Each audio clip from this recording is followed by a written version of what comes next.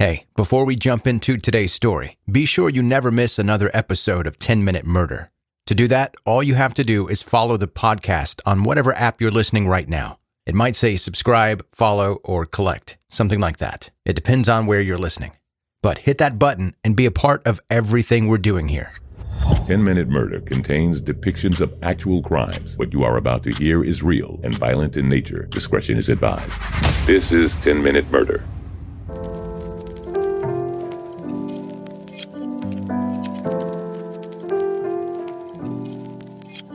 Welcome to 10-Minute Murder, the brief and bingeable true crime podcast. I'm Joe, the host, and thank you for being here. A reminder, you can send stories to me by emailing them to me, 10minutemurder@gmail.com. That's probably the quickest and easiest way to reach me if that's what you're trying to do. Also, you can reach me through social media, but I don't stay glued to that at all times. Not that I stay glued to my email either, but I check my email more frequently than I check social media, oftentimes. On social media, you can just search 10-Minute Murder on Facebook, Twitter, or Instagram, and it'll pop right up. Also, I'll leave those links in the show notes of this episode. And to answer the question that many of you have been asking, hey Joe, where have you been? And the answer is, I've been busy and also half dead. Well, I felt half dead, and I still kind of sound half dead. First of all, I've been super busy with my regular job. So busy that it was seeping into the evening hours and weekends, which is when I normally commit time to this podcast. So I've had a lot less time recently. Also, I got the second vaccine injection and it put me out of commission for a bit.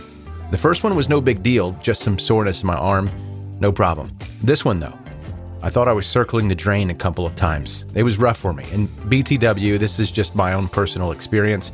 I'm not saying this happens to everyone, to be clear, just to make sure you know that. I think you should get the vaccine. That is my personal opinion. I think you should get it. If you don't want to get it, that's cool. Don't get it. I have friends that have had almost zero reaction to it, and that's why I went into it thinking I'd be completely cool. I wasn't completely cool, but I am now, mostly. So that's where I've been, and I still sound a little stuffy, and I apologize for that.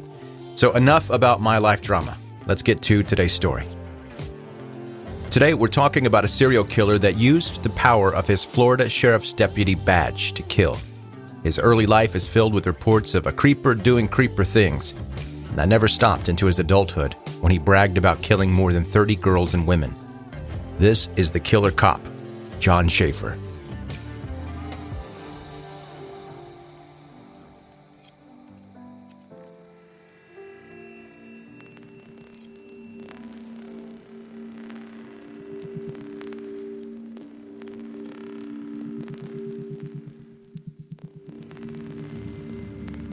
Gerard John Schaefer was the first of 3 children born to Gerard and Doris Marie Schaefer.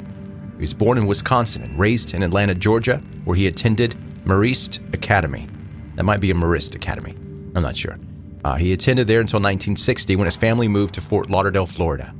John did not get along well with his father.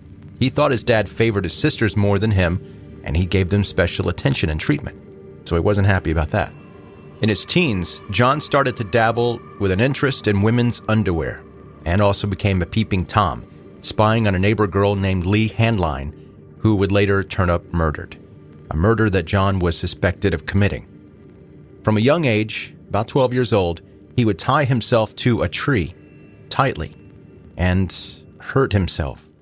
I'm not going to get too descriptive with that because you have an imagination and you're probably right whatever you're thinking he was doing. He would envision fantasies of role play where he would rape and assault women, and John said these fantasies always ended up with him being killed. He said, quote, "I always got killed. I wanted to die.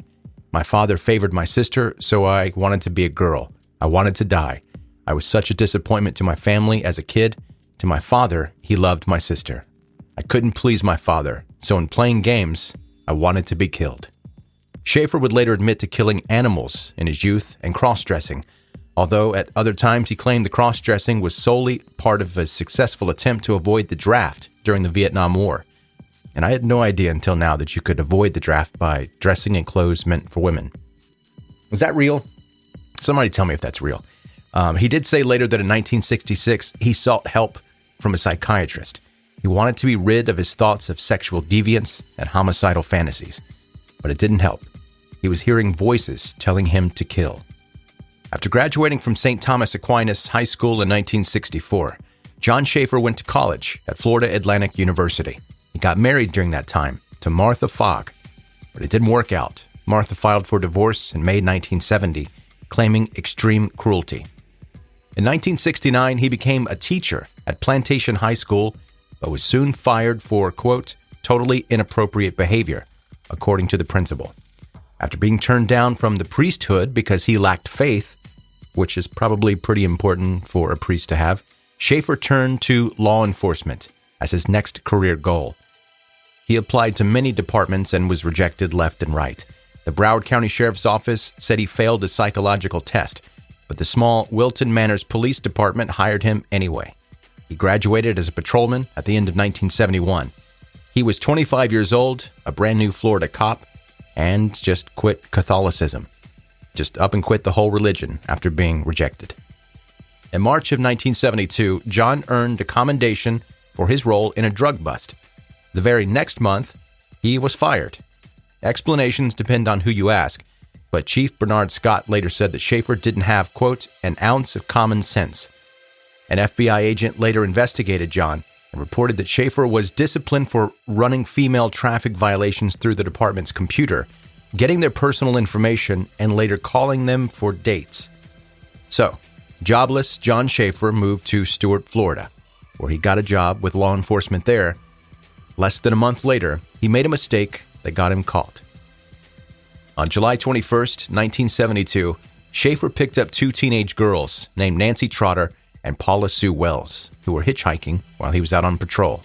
He lied to them and told them that hitchhiking was illegal in that county, but he'd be willing to pick them up and take them to the beach the next day, which was where they were planning to go. The next day, he did go pick them up, but it was more of an abduction this time. John took them deep into the woods and tied them to trees where he threatened to kill or sell them into prostitution. But John got a call on his police radio because he was actually still on the clock. He left the girls tied up, telling them that he would return. Trotter and Wells, who were aged 17 and 18, escaped. They found their way out of the woods and to the nearest police station, which was actually John's own police station.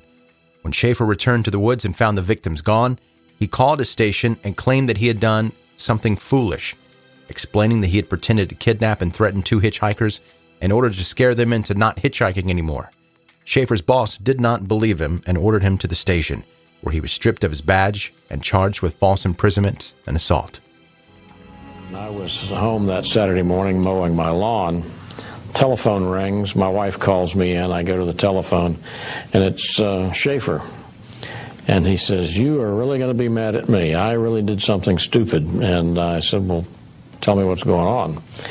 He says, "Well, yesterday when I was working, there were these two girls, teenage girls, hitchhiking, and I stopped to talk to them and gave them a ride and tried to impress upon them how dangerous it was for young girls to hitchhike. There were a lot of problems they could get into, trouble, bad things that could happen to them, and they just laughed at it and didn't take me seriously. So I arranged to meet them today, and I was going to put a scare into them and show them, convince them that it's dangerous so that nothing would happen to them later if they would do what I said." And he said he took them into the woods and then told them he was going to sell them into slavery. And then he said to scare them, he left them there to sit for a while, and then he was going to come back and let them loose. When he came back, they were gone. They had managed to get loose from the ropes. After posting $15,000 bail, Schaefer was released. 2 months later, while free on bond pending trial, on September 27, 1972, 17-year-old Susan Place and 16-year-old Georgia Jessup vanished from Fort Lauderdale. Susan's parents said the girls were last seen at her house, leaving with an older man named Jerry Shepard on their way to play guitar at a nearby beach. They never came back, but Lucille Place had noted the license plate number along with the description of his blue-green Datsun. It was March 25, 1973, before investigators bothered to trace the plate number back to Schaefer, which by that time he was already in jail for the kidnapping and assaulting of the hitchhikers. By the way, he was able to plea down to one charge of aggravated assault and a 1-year sentence for that case. In April 1973, over 6 months after they vanished, the decomposing, mutilated remains of Place and Jessup were found. The girls had been tied to a tree. The similarities to Schaefer's treatment of the girls who had escaped led to the police to obtain a search warrant for the house that he and his wife shared with Schaefer's mother. In Schaefer's bedroom, the police found lurid stories he had written that were full of descriptions of the torture, rape, and murder of women whom he referred to as whores and sluts. They also found things like jewelry, diaries, and teeth from at least 8 young women and girls who had gone missing in recent years. Some of the jewelry was from Lee Hanline, Schaefer's neighbor from when they were teenagers. Lee had vanished in 1969 in Fort Lauderdale after leaving a note for her husband saying that she was going to make a short trip to Miami. Schaefer was never charged in connection with her case. Her skull, which was found to have multiple bullet holes, was discovered at a construction site in Palm Beach County in April 1978 and identified 1 month later. Also among the items was a purse identified as belonging to Place. Place's mother identified Schaefer as being the man that she last saw her daughter with Jessup. Schaefer was charged with the murders of Place and Jessup. In October 1973, he was found guilty and given 2 life sentences. Authorities soon stated that he was linked to around 30 missing women and girls. Place and Jessup may not have been Schaefer's final victims, though. 2 14-year-old girls named Mary Briscolina and Elsie Farmer vanished while hitchhiking October 23, 1972, just a few weeks after Place and Jessup were killed.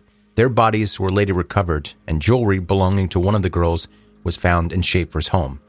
2 19-year-old hitchhikers, Colette Goodenow and Barbara Ann Wilcox, disappeared in January 1973. Personal property belonging to both women was later recovered from Schaefer's home, although their bodies were not discovered until 1977. Well, I was originally accused of killing 34 women, but nobody has ever managed to come up with 34 names, jurisdictions, or anything else. It's a false accusation. And what is your conviction? I was convicted of killing 2 in Fort Pierce. I was never shown to be at the crime scene. There was never any link between me and the people that were killed, except the testimony of the mother of one of them. Schaefer appealed his conviction, claiming at one point that he had been framed. All his appeals were rejected. Schaefer later began filing lawsuits, one trying to sue true crime writer Patrick Kendrick for describing him as, quote, an overweight, doughy, middle-aged man who preyed on victims who were psychologically and physiologically weaker than him. I mean, he kind of nailed it, though. On December 3rd, 1995, Schaefer was found stabbed to death in his cell. Fellow inmate Vincent Rivera was convicted in 1999 of killing Schaefer and had 53 years and 10 months added to his life plus 20-year sentence he was already serving for double murder. Rivera did not confess to the crime or give a motive. Schaefer's body was found covered with boot prints, and expert testimony at Rivera's trial established that the patterns of the prints matched those of boots issued to the corrections officers. It was further established that no prisoners were allowed to wear those particular boots.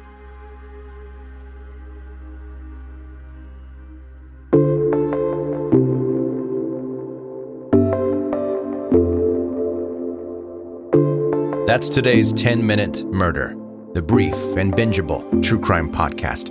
Thanks for listening today, and if you have a story you'd like me to cover, email it to 10minutemurder@gmail.com. Connect with me on social media, and be sure to tell your friends that are into quick true crime stories like this about the podcast. Lastly, if you are an Apple Podcast user, be sure you review and rate 5 stars. Doing that helps the show grow and reach more people. Plus, it's always nice to read kind words written by someone that appreciates the work of putting this thing together. Thank you for listening to 10-Minute Murder. Have a good night.